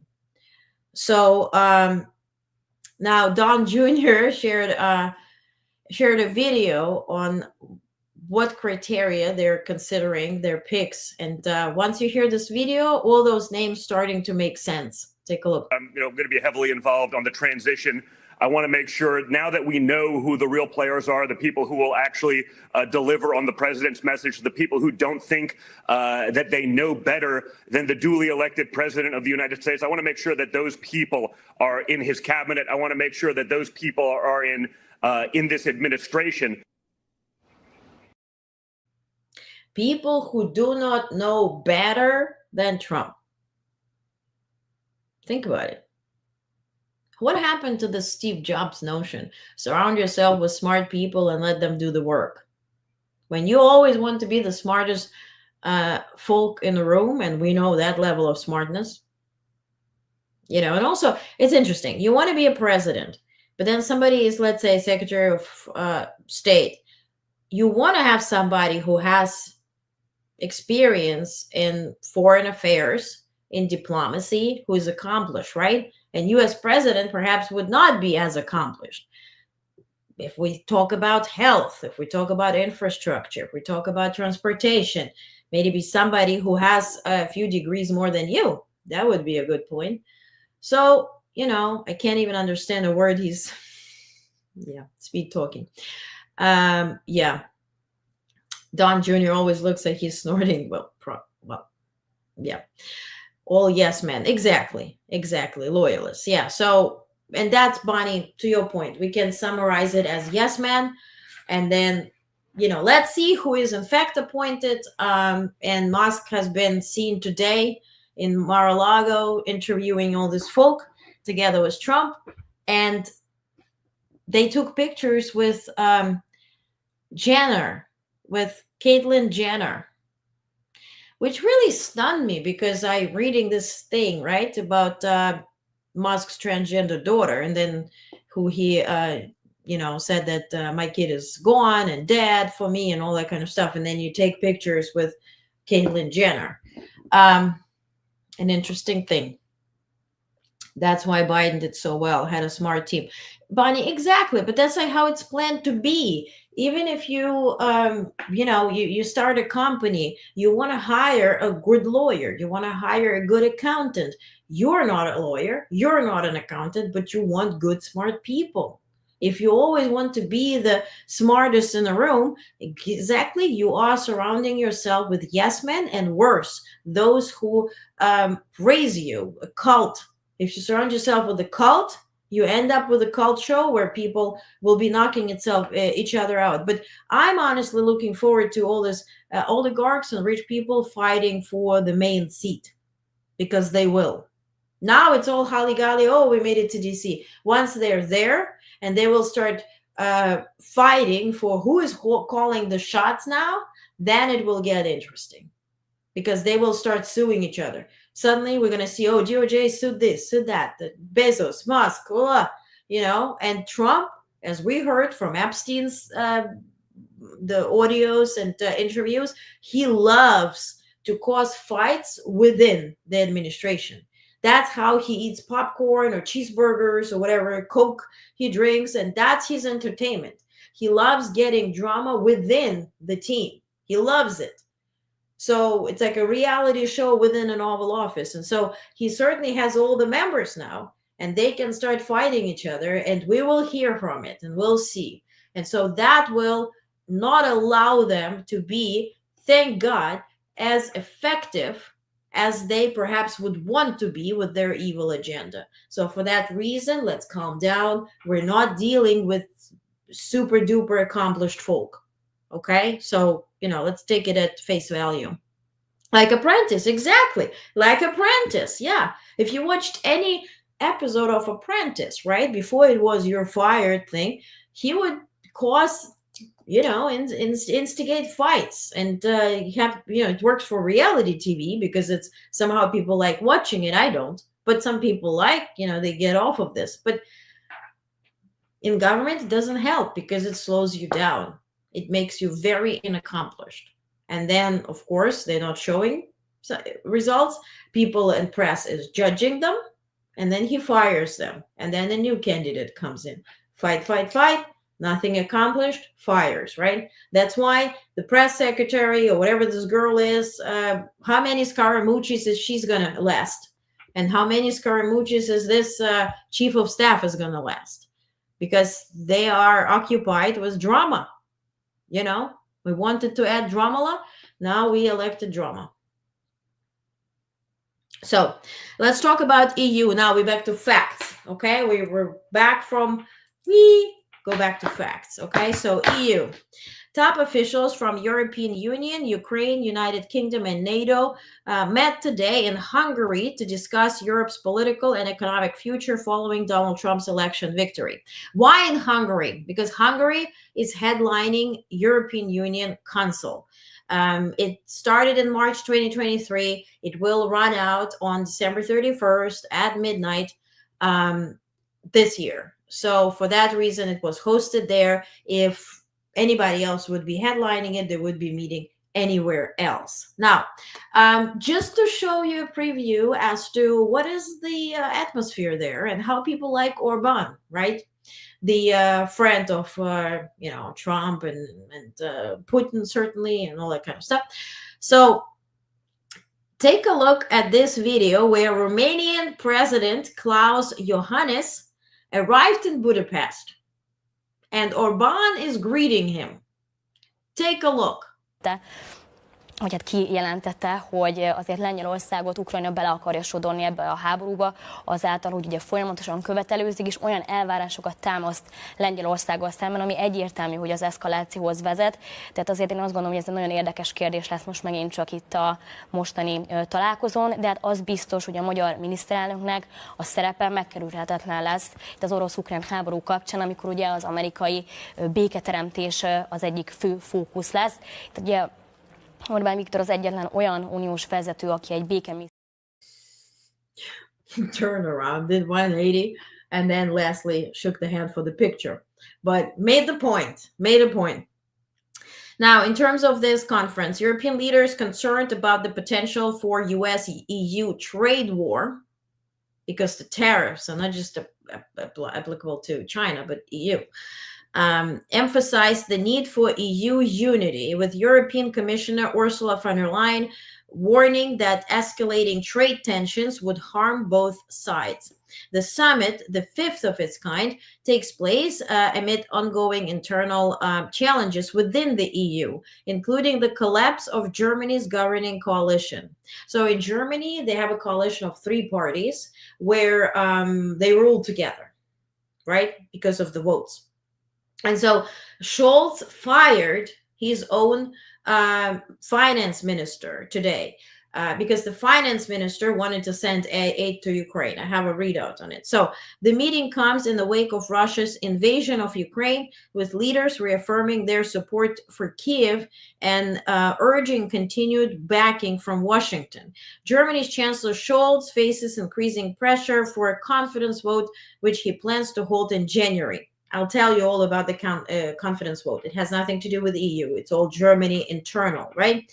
But first, let's take a look at the video. This is Macron. Again, you will have to read subtitles, so let's get ready to read about the US election. Au fond, moi je trouve que notre rôle ici, ou au sein de l'Union européenne, c'est pas de commenter l'élection de Donald Trump, savoir si c'est bon ou pas bon. Il a été élu par le peuple américain et il va défendre l'intérêt des Américains.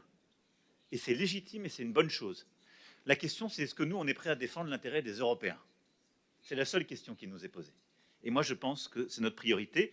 Et donc, ça ne doit être ni dans un transatlantisme qui serait naïf, ni dans la remise en cause de nos alliances, ni non plus dans un nationalisme étriqué qui ne nous permettrait pas de relever ce défi face à la Chine et aux États-Unis d'Amérique. Et donc, c'est un moment de l'histoire pour nous, Européens, qui est décisif. Au fond, la question qui nous est posée, voulons-nous lire l'histoire écrite par d'autres, les guerres lancées par Vladimir Poutine, les élections américaines, les choix faits par les Chinois en termes technologiques ou commerciaux, ou est-ce qu'on veut écrire l'histoire? Et moi, je pense qu'on a une force pour l'écrire. Nos économies sont fortes, nos pays ont des systèmes de défense sophistiqués, et on représente quelque chose. L'Union européenne, c'est 440 millions d'habitants avec ses 27 pays, et la communauté politique européenne, c'est plus de 700 millions d'habitants. Si on décide d'avoir conscience de ce qu'on représente géopolitiquement, commercialement, c'est une puissance inouïe. Il n'y a aucun marché de 700 millions d'habitants aussi uni par l'histoire, des intérêts, des valeurs que nous autour de cette table. Aucun. Si on se réveille et qu'on décide au fond de ne pas disparaître géopolitiquement et de ne pas être le marché d'ajustement des autres puissances économiquement et commercialement. Et donc pour moi, ce moment, c'est celui où on décide d'agir, de défendre nos intérêts nationaux et européens en même temps, de croire dans notre souveraineté, dans notre autonomie stratégique, et de dire au fond, on n'a pas envie simplement d'être des clients, d'être un marché qui est pris, de déléguer en fait à d'autres notre économie, nos choix technologiques ou notre sécurité, mais on veut pleinement se saisir de la question de la paix sur notre sol, de notre prospérité et de notre modèle démocratique. Pour moi, c'est ça les trois défis de la communauté politique européenne qu'on a à discuter ensemble. And exactly, yes, right? You said everyone hates felon from Europe to Pacific, exactly, and in between. Macron is right. The free world is now a sandwich between fascists and communists. Exactly. I mean, that's why I wanted to play a full video for you, for us to see what they're dealing with. So whoever made this vote happen, congratulations, you effed everybody, including yourself. You just don't know that you did it to yourself. Because next will come, oh, I didn't know he meant me. I thought I was safe. Oh. But again, now this is what he says on Russia and Ukraine. Again, subtitles, take a look. La paix, Volodymyr vient de le dire, c'est aider l'Ukraine à résister face à la guerre d'agression russe. Il peut y avoir des différences de sensibilité autour de cette table. Mais moi j'ai une conviction profonde, notre intérêt est le même. Notre intérêt, c'est que la Russie ne gagne pas cette guerre. Et quel que soit, encore une fois, ce que pensent les uns les autres ici, ou les peuples. Parce que si elle gagne, ça veut dire qu'il y a à nos frontières une puissance impériale à laquelle on dit vous pouvez être expansionniste. Je ne vois pas qui peut être en tranquillité autour de cette table si on laisse faire ça. So pretty much don't allow Putin to win because that's the expansion. And then you're going to have this imperialistic country at your own border. Bonnie says Macron is right. Push back against the New World Order. Exactly. Exactly. So for this reason, it is so important for us to have, forget the mainstream, blah, blah, he said, she said, Trump tariffs, bullshit. We need to have an opinion. That's why I'm showing you the videos from Europe, from different countries. What are they saying? What are they thinking? So we know that normal people who think right, who are educated in terms of history, and so consequences herewith, that they do exist. And that's what they're saying. And they do understand those who do understand, right? So, you understand the notion. We need to have an opinion. That's why I'm showing you about the what people are saying in France and in England and there, because it matters. They see us. They know what the hell happens. And they know that they, with this election that we had here, it certainly gifted them a whole different situation that they woke up to on Wednesday. Very different world that, than it was when they went to bed on Tuesday. So now, NATO Secretary General Rutte talked about Russia. Let's take a look, and also Trump. Here we go. Could you just tell us what your message will be to the leaders today, specifically on the issue you just mentioned about the role of North Korea in this war now? What do you expect from them? This role of North Korea is basically illustrating how these countries work together. China, North Korea, Russia, and of course Iran. And this is more and more a threat not only to the European part of NATO, but also to the United States, because Russia is delivering the latest technology into North Korea in return for North Korean help with the war against Ukraine. And it is a threat not only to the European part of NATO, but also to the US mainland. And that means that the Indo-Pacific and the Euro-Atlantic, but particularly also within NATO, US, Canada, and the European part of NATO, we have to work together. So I look forward to sit down with Donald Trump to discuss how we can face these threats collectively, what we need to do more. And yes, part of this, and here he is absolutely right, will be that on the European side of NATO we will have to spend more, do more to make sure that we reach the capability targets. Will you need a new target, 2.5%, 3%? He said 3% of GDP is what NATO members should be spending. What we're currently doing, it will be much more than a 2%. I'm absolutely clear about that. Then you need to have a debate. Is this an overall target again like the 2? Or do you work from the capability targets for each of the allies, what they need to achieve? And then you might have some different percentages per country. But it is absolutely clear. He is right on this. You will not get there with the 2%. So you've heard it. This is a very key thing that is not being reported here. And this is news. And if somebody was really focused on breaking news, not broken news, this is important. So Russia's tech aid to North Korea in exchange for support against Ukraine poses a growing threat not only to Europe, but also US. Now, I hear from Trump's team that they're thinking Alaska doesn't really belong to the United States. Let's sell it to China, right? They have this little notion. First of all, how dare you? But their Republican governor, I attended a briefing with him today. He's very excited about Trump because he's going to allow him to drill. And drill, baby, drill. But national security wise, Alaska, if it were to go to any foreign adversary or enemy, and they would certainly put any nuclear capabilities on it, we would be 2 minutes away from being nuked. And right now we have oceans, right, left, down, up. We don't have. That's why the Cuban crisis was so important to avoid for the Kennedys, right? I mean, Kennedy and his brother, RFK, the original one, who was Attorney General at that point, who did a good job negotiating with Russians through the back channels. Why? Because if Cuba would have had nuclear missiles there, it would cause a threat to not just Florida, but entire mainland. So for that reason, like Everon find out, this doesn't work here. This is not a game. This is not anything. So for this reason, even if North Korea were to get the tech, and what tech is he referring to? I'll give you a second to guess. Nuclear tech. So if they would have gotten nukes pretty much from Russia for the help in Ukraine, that changes the game, because the Indo-Pacific would be certainly affected. And if you think about Indo-Pacific, also think about our West Coast. So now, when it comes to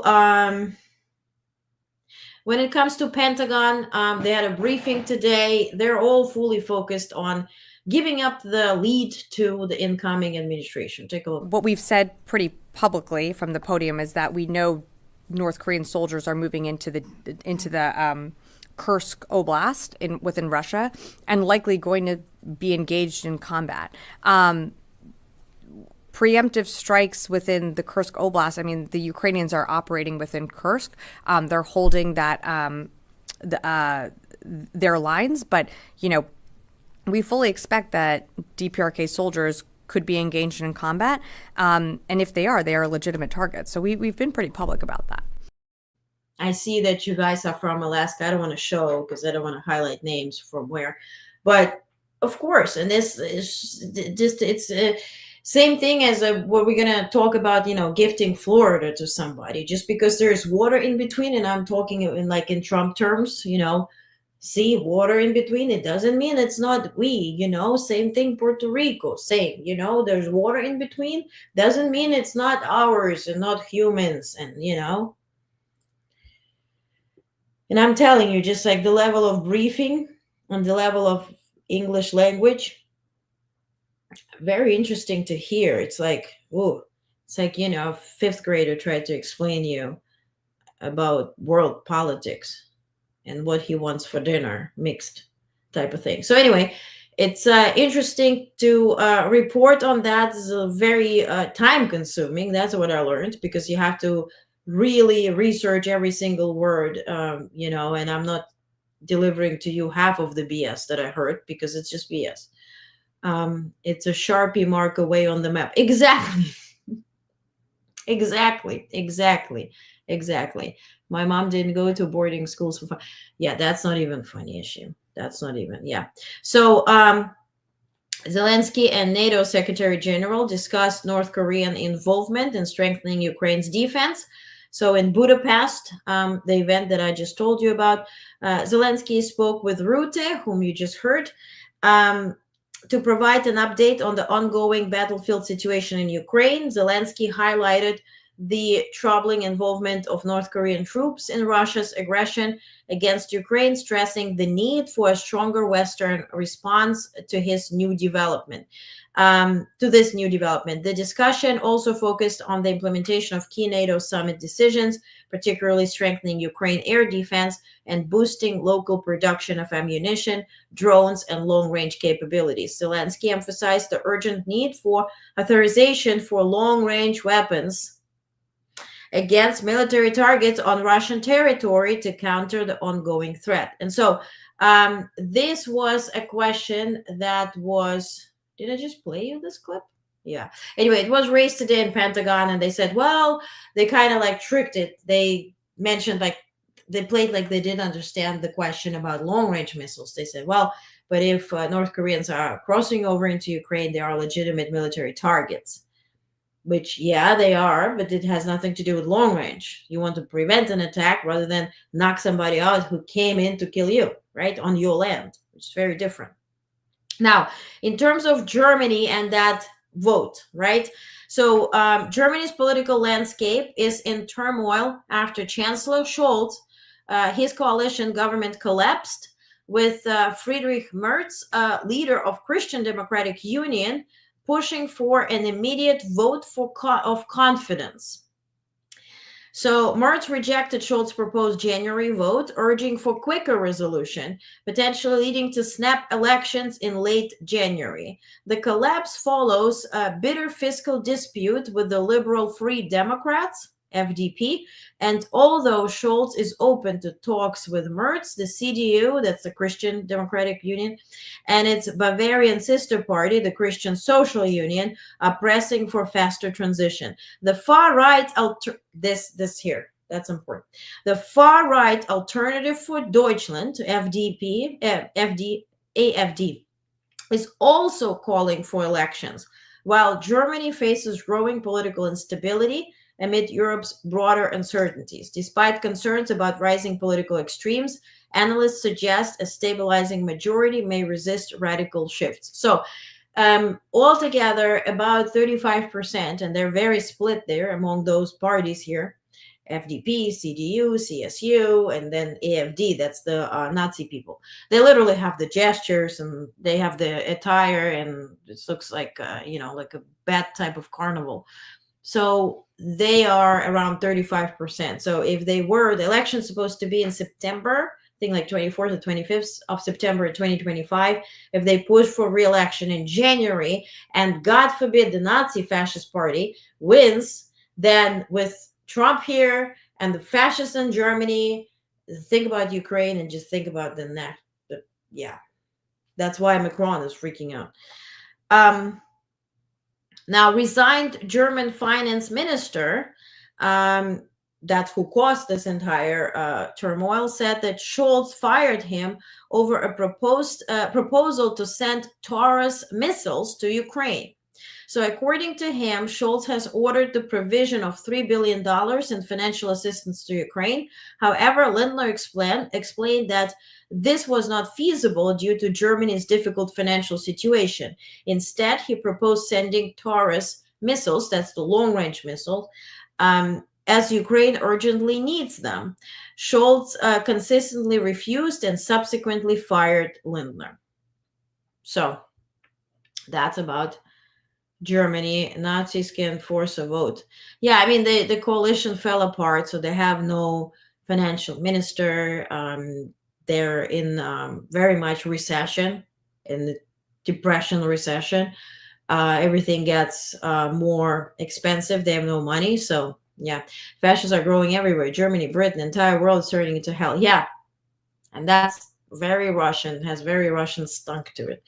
Now, UK unveiled a largest sanctions package against Russia, targeting military support and mercenaries. So the UK has announced its largest sanctions package, imposing 56 new measures aimed at disrupting the Kremlin's war efforts and exposing its global malign activity. The sanctions target key suppliers of military equipment, Russian-backed mercenary groups, and individuals involved in corrupt and destabilizing actions, particularly in Africa. Now, this is first time UK is sanctioning Russia in Africa. If you think about Africa, Russia is pretty much running the continent there in the area, because they remember those Wagner groups that would kill people with the hammers in Ukraine, and certainly they killed the leader, but in the alleged whatever airplane crash or whatever exploded there, but the group still exists, and so they relocated from Ukraine into Belarus first. Some stayed there, and then mainly Africa. And so they're running Africa, they're running the gangs there. And so, sometimes Africans, like in Somalia, they win and they knock them out. So it's very bloody. Anyway, but the point is, they're training mercenaries to then go to Ukraine and fight Ukrainians. So that's where the training happens. For that reason, that's what UK does. A full readout is in your email tonight, which I have ready. I just have to add a couple of things and I'll send it out to you. So you'll have it probably late at night or in the evening, whenever you read it. honest.substack.com, free, get it. So now, I'm done. Ta-da! I talked about everything. Can you imagine? Lastly, what I want to share is, if you're not on Twitter anymore, if you quit, because we're losing like thousands of people per day, I'm also on Threads. I don't like Threads. I don't like the owner, like love lettering, expressing his love and admiration of Trump. So I'm not really trusting it. But for now, if you are off of X, you want immediate news, I'm on Threads. If you use it, same Honest Press on Threads. On Instagram too, I'm gonna put like a bunch of like snapshots from Threads, like a sort of like a carousel, because it has to be videos there, and I do so much. I can't do also a bunch of videos a day. I'm on TikTok too. More will be coming there once we have our app. This is my first focus, our infrastructure, because we need it right now. So that's my first focus. TikTok comes next. Now, and this is, people posted, that's on a funny note, not that funny, but Simpsons in 2000 sort of, they say predicted not the result, but the map. So here's what they did. You see Lisa here running for president against whoever. Well, she wins here, the majority vote, as you see. But the map, see the map here? That's our actual map. So what they did, they guessed the map, but I think they allocated Nevada here. So it kind of looks alike. You know, if you believe in Simpsons conspiracies, that's the thing. What about Blue Sky? I'm on there. I don't even know what my password is. I know you guys are finding me there because somehow years ago I created it. I'll check it out. I can do copy paste every news on a bunch of things. I'll let you vote between Threads and Blue Sky in the newsletter. And yeah, I don't know how we're going to make this through. By just sticking together, yesterday we had a good town hall where we discussed, and you know, it will take healing, it will take time, and it will take information and being factually informed without exaggeration, you know, consuming the news, knowing what's actual news, knowing what's bullshit, knowing what's you know, meant to stress you out, you know, because if I were to present the news, come on guys, good evening, let's talk about mass deportations, you know what they want to do, they want to do if somebody delivers something to you like that, know that this is not informing, this is programming. And unless you're a computer, you don't want to be programmed, you have your own brain. So shut it off. Shut it off. I turned on today MSNBC that I actually can digest. And I was like, after 5 minutes, I said, it puts me in such a state of anxiety. God damn it. I know the facts. I attend briefings. I don't want to be part of it. I don't want to be part of it. Because you take one sentence and you make it the news of the day. So people are stressed. No, we're smarter than that. We stick to actual news. We stick to factual news. We fact check every single thing that comes from this administration because that's the only way to deal with it. You know, when you need to shop at a supermarket where you know sometimes it's good, sometimes it's rotten, before you buy, you check it. And then you come home and wash it many times, right? That's your only supermarket at this point. You will survive. You're not going to starve, but it will take us extra work, right? To stay healthy and wealthy and fine. So, you know, Franklin Roosevelt would have been really sad to see us bow our heads down to fashion. Yeah, that's the thing. For me, I see what it means to Ukraine long term. We kind of all know, right? And yeah, it's just devastating, honestly. But I don't want to get down this pipe because then I can't work. I won't be productive. Trump already posted a video which he was clearly talking about Project 2025 without saying. I honestly, I will. Yeah, we don't obey in advance. Exactly. That's the whole point. Yeah. Christian. Hey, Christian. Trump voters will be disappointed in the next 4 years. Exactly, because that's what I'm guesstimating. It's going to be all this. But I didn't know it meant me. I'm a good Latino. I voted for him. Why are they deporting my family? I thought I voted for him. You think like if you pledge alliance to this guy, he somehow values you? No, he actually values somebody who has a strong opinion against him. Then he actually sees you because he's like, huh? Who are you? Why are you here? You know, then he tries to knock you down. You won't. Then he starts respecting you. That's how bullies work. And unfortunately, this is the situation. Now, let's not allow anybody to turn us into bitter folk who is just like nagging and is very bitter and upset and all of it, because we as humans, we need emotions, we need good, positive, emotions, we need experiences, we need connection. So I think factual news and community, that will play a huge role, you know. So that's just factual news, what's good, what's not, what's real, what's not, and community, connecting with like-minded people. So if you're that blue dot in the Red Sea, go ahead. Like the town hall we had yesterday, I'm only inviting those who sign up for newsletter. You don't have to pay anything, but it just shows me you're like-minded. This morning I woke up, there were some weird people on the newsletter commenting anti-Kamala Harris stuff. I blocked them right away. So for that reason, own app with logins provided to only those who I know are real, that's the way to go. that we will have to deal with it. Just we'll have to do it. When the tariff hits the economy, we'll show how bad his plans are. Exactly. I'm in the red state, but at least we have Rubin in the Senate. Yeah, And I said planes instead of plans. He wants to. It's the whole thing. This is real. This is facts, actually. Air Force One. They're getting new Air Force One in 2026, 27. It's already $2 billion. $2 billion over the budget.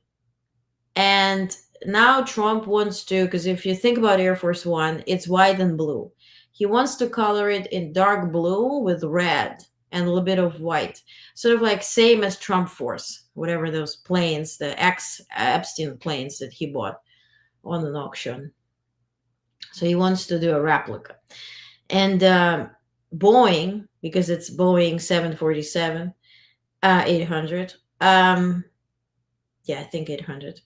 Anyway, they're saying it will cost extra money because it will overheat. Because if it's dark blue, it's going to overheat. So it's going to cost more to cool it down and constantly keep cooling it down. And he doesn't want to know about it. He's just this dark blue. That's all. So more delays and more money on this. Tim has got to be the best in this campaign, but tried, lost, left like a chill guy. Tim Walz. Yeah, I would love to interview him. He's a good guy. I don't want him to disappear. There's a reason for the color on underbelly of the plane, so it can't be seen. Yeah, I mean, exactly, right? The white and blue. And also, whenever we're there, we can never take pictures of the tail because the number, you can't show it.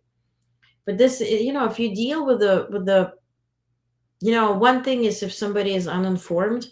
Another thing is if somebody also is rude in the notion of, no, I know everything better than everybody. If you deal with these people, oh God, that's very difficult. Camouflage. Exactly. Yeah. And that's why most of the planes are, not dark, but anyway. It is what it is, and it isn't what it isn't. Okay, so let's keep our hats on a swivel. We're going to stick to actual news. I'm going to be back tonight.